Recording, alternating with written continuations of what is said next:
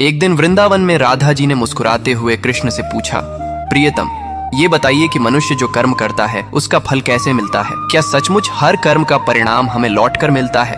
कृष्ण ने मधुर स्वर में उत्तर दिया, राधे, संसार कर्मों का बगीचा है। इसे समझाने के लिए मैं तुम्हें एक कहानी सुनाता हूँ।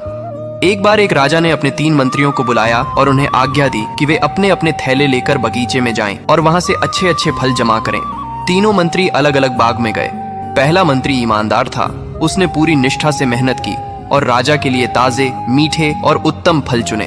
दूसरे मंत्री ने सोचा कि राजा हर फल का परीक्षण तो नहीं करेगा, इसलिए उसने जल्दी जल्दी कच्चे, सड़े और अच्छे बुरे सब फल मिला दिए।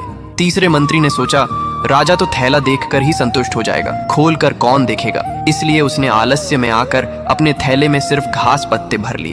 अगले दिन राजा ने तीनों मंत्रियों को बुलाया और बिना थैले खोले ही उन्हें उनके थैलों समेत 15 दिन के लिए जेल में कैद करने का आदेश दे दिया। अब वहां खाने के लिए कुछ और नहीं था, केवल वही फल जिनसे थैले भरे थे। पहला मंत्री, जिसने अच्छे अच्छे फल जमा किए थे, वह आनंद से 15 दिन तक खाता रहा।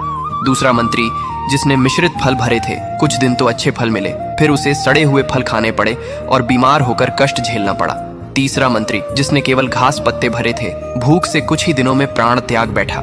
कृष्ण ने राधा की ओर देखकर कहा, राधे, यह संसार भी उसी बगीचे जैसा है। हर मनुष्य अपने कर्मों से अपना थैला भर रहा है। जो सच्चे, पवित्र और शुभ कर्म करेगा वही सुख और शांति पाएगा। जो मिलावट करेगा उसे फल भी उसी के अनुसार मिलेंगे, और जो केवल आलस्य और बुरे कर्म करेगा उसके पास अंत समय पर कुछ भी नहीं बचेगा। इसलिए जीवन में हर पल अच्छे कर्मों का संग्रह करना चाहिए, क्योंकि यही आगे चलकर हमारे जीवन का सहारा बनते हैं। जय श्री कृष्ण।